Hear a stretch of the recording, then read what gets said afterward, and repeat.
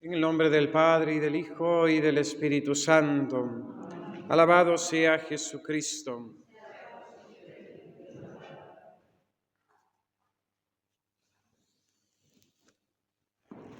Jesucristo es el rostro de la misericordia del Padre.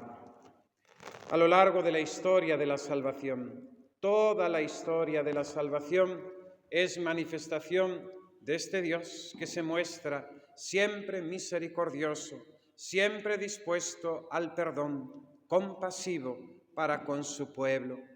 A pesar de la continua infidelidad por parte del pueblo elegido, Dios perdona, Dios salva, Dios llama. A veces con la mano dulce del beneficio, a veces también con la mano dura del castigo. Dios es misericordioso y es misericordioso cuando bendice a su pueblo para protegerlo y para que mediante los prodigios de su misericordia se acerque a él. Dios también sigue siendo misericordioso y es misericordioso cuando castigando a su pueblo lo llama a la conversión para que vuelva a la fe. Así se ha manifestado Dios a lo largo de la historia de la salvación.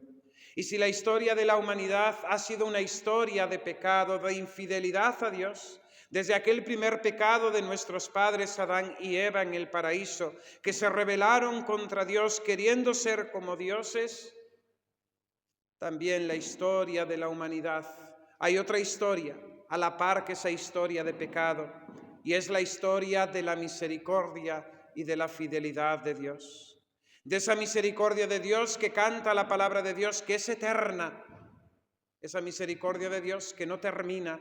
Esa misericordia de Dios que dura por los siglos de los siglos. Hay un salmo hermosísimo compuesto por el rey David que refleja esta verdad profunda acerca del perdón, acerca de la misericordia y acerca de Dios, cómo Dios nos trata a nosotros, pobres pecadores.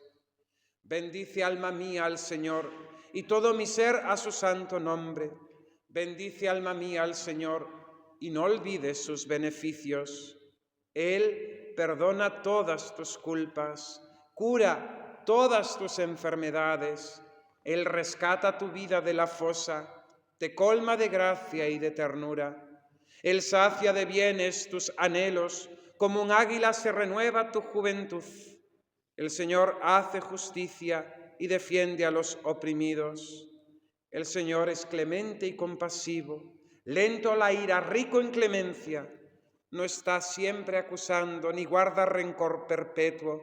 No nos trata como merecen nuestros pecados, ni nos paga según nuestras culpas. Es palabra de Dios, es palabra inspirada por el Espíritu Santo. Dios es misericordioso. Y esta misericordia forma parte de esa omnipotencia. Así lo profesamos en el credo. El único atributo divino que decimos es: creo en Dios Padre omnipotente. Dios es santísimo, Dios es sapientísimo, Dios es infinito, pero lo que profesamos en el credo es la omnipotencia de Dios. Ese Dios que pudo abandonar al hombre a su suerte después del pecado. Ese Dios que pudo olvidarse del hombre o destruir el mundo y crear otro mejor. Pero Dios decidió restaurar, Dios decidió perdonar, Dios decidió aplicar la misericordia. La omnipotencia de Dios se engrandece, si se pudiese decir, en su misericordia, perdonando, levantándose, vamos a decir, sobre su justicia. El Señor nos perdona y nos absuelve y nuevamente nos atrae hacia sí. Es otra verdad que expresa esa exclamación de la Iglesia en la noche de Pascua que escuchábamos solemnemente la semana pasada en el pregón pascual, en la Angélica. ¡Oh, feliz culpa! La misma Iglesia llama en su plegaria feliz al pecado, porque ahí se nos demostró más todavía esa omnipotencia divina que no nos abandonó, que no nos destruyó, sino que nos restauró, nos perdonó, nos levantó y aún nos bendijo más abundantemente, pues las gracias de la segunda alianza han sido mayores que la de la primera. creo en la omnipotencia de Dios, es decir, también creo en la misericordia de Dios, en este Dios que es clemente y compasivo, en este Dios que no nos trata como merecen nuestros pecados, en este Dios que no nos está reprochando, ¿verdad?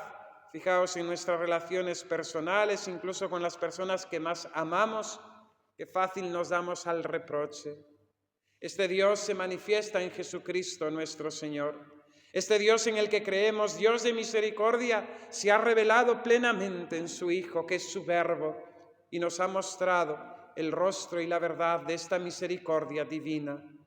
Con la parábola del Hijo pródigo, con la parábola del buen pastor y tantas otras enseñanzas del Maestro, con sus mismas obras y actitudes, con aquellos publicanos, con Mateo, con María Magdalena, con el mismo buen ladrón en la cruz.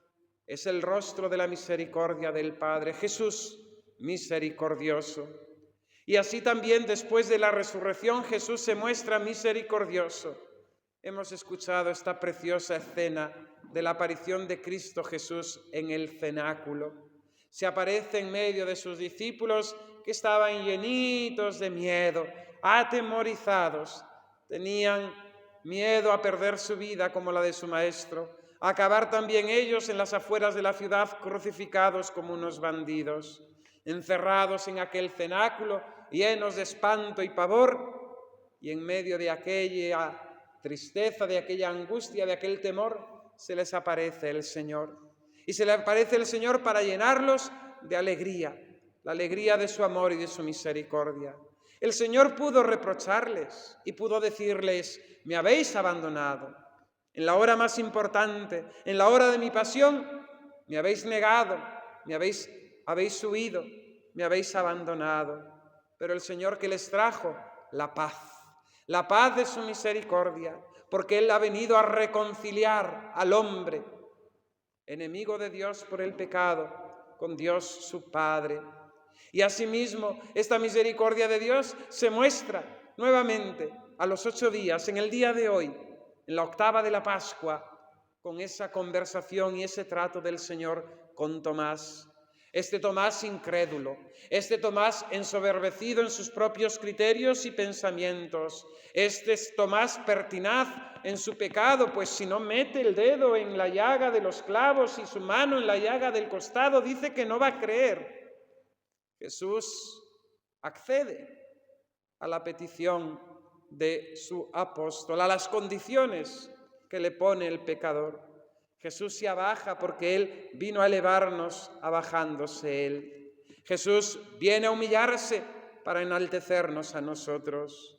Y también en su aparición a Tomás el Señor se abaja a las condiciones del apóstol y presentándose delante de Él le dice: aquí tienes, Tomás, mete tu dedo, mete tu mano en la llaga de mi costado y no seas incrédulo, sino creyente. Es el celo del buen pastor, de ese pastor que no entra en los cálculos humanos de las 99 que tiene a salvo, sino que corriendo va en búsqueda de la oveja perdida. Ese celo del buen pastor, esa alegría del Padre que ante el retorno de su Hijo perdido se llena de gozo y de alegría. Es este Dios, el nuestro, el Dios de la misericordia, el Dios del perdón. Nosotros creemos en la misericordia de Dios. Y nosotros esperamos en la misericordia de Dios. ¿De qué vamos a esperar? ¿En quién vamos a esperar sino en que Dios benevolente, bueno y compasivo nos mire con mirada de misericordia, como miró a Pedro después de haberle negado, como miró a aquella pecadora pública, y que nos levante de nuestro pecado y de nuestra miseria, y que por la fuerza de su gracia nos lleve de virtud en virtud hasta las moradas del cielo? Esperamos en la misericordia del Señor porque no tenemos en quién esperar. Los poderosos de la tierra nada nos dan para salvarnos. Nuestros propios criterios, juicios, ¿dónde nos sirven? No nos sirven de nada. Nuestras propias fuerzas, si nos vemos débiles, nosotros mismos, si no podemos confiar en nosotros mismos, solamente podemos abandonarnos, esperar en la misericordia del Señor. Porque, mis hermanos, nos salvaremos no por nuestros méritos, sino por pura misericordia de Dios. Y aquí tenemos que caer en la cuenta todos un poquito, de que si estamos aquí y estamos donde estamos, es por pura misericordia del Señor. Todo lo que recibimos, todo lo que tenemos, todo lo que somos, es por pura misericordia de Dios. No somos perfectos, no estamos aquí por ser más buenos que los que no están. Estamos aquí por pura misericordia de Dios, que nos ha amado con amor de predilección, que nos ha sacado, que nos ha traído, que nos ha redimido, que nos ha llenado de gracias y nos ha impulsado a corresponder a su gracia. Por pura misericordia de Dios seremos salvados. Y si alguna obra buena hacemos, por pura misericordia de Dios. Creemos en la misericordia de Dios, esperamos en la misericordia de Dios y amamos esta misericordia de Dios, porque ¿cómo no amar a aquel que nos ama? Sintiendo tantas veces la contradicción que hay en nosotros, que no estamos a la altura, que no correspondemos a ese amor eterno e infinito de Dios por su criatura, por cada uno de nosotros. Este amor de Dios que nos precede, este amor de Dios que nos acompaña, este amor de Dios que nos quiere llevar al cielo y a la bienaventuranza. Y ante este amor manifestado en Cristo Jesús, las llagas del resucitado son esta manifestación de cuánto valemos y de cuánto nos ha amado Dios nuestro Señor, que se entregó por nosotros para darnos el perdón y darnos vida eterna. Ante tanto amor, ¿qué hacer nosotros? Vivir en el amor, corresponder a este amor amando. No hay otra manera. Y ojalá pudiésemos amar al Señor con el amor de la bienaventurada Virgen María, amor mayor que el de todos los ángeles y santos del cielo juntos. Ojalá pudiésemos tener el amor del castísimo José por Dios nuestro Señor. Ojalá pudiésemos tener el amor del último de los santos. Tenemos un amor pequeño, miserable, pobre, pero ese amor que tenemos, démoslo todo al Señor y pidámosle que Él derrame sobre nosotros su Espíritu Santo, para que no le amemos con nuestro amor, sino con su mismo amor, derramado en nuestros corazones por la gracia. Creo en la divina misericordia, espero en la divina misericordia, amo a la divina misericordia. Y fijaos, de la misericordia de Dios no podemos abusar, y abusamos ciertamente, porque una y otra vez experimentamos nosotros las recaídas en el pecado, y el Señor no se cansa de perdonarnos. Hermosísima es esa expresión de Santa Teresa de Jesús: me cansé yo antes, Señor, de ofenderte que tú de perdonarme. Pidámosle al Señor que nos cansemos nosotros de ofenderle antes que Él de perdonarnos, porque su misericordia es eterna, porque su misericordia dura por los siglos. Que así sea. En el nombre del Padre, y del Hijo, y del Espíritu Santo. Amén.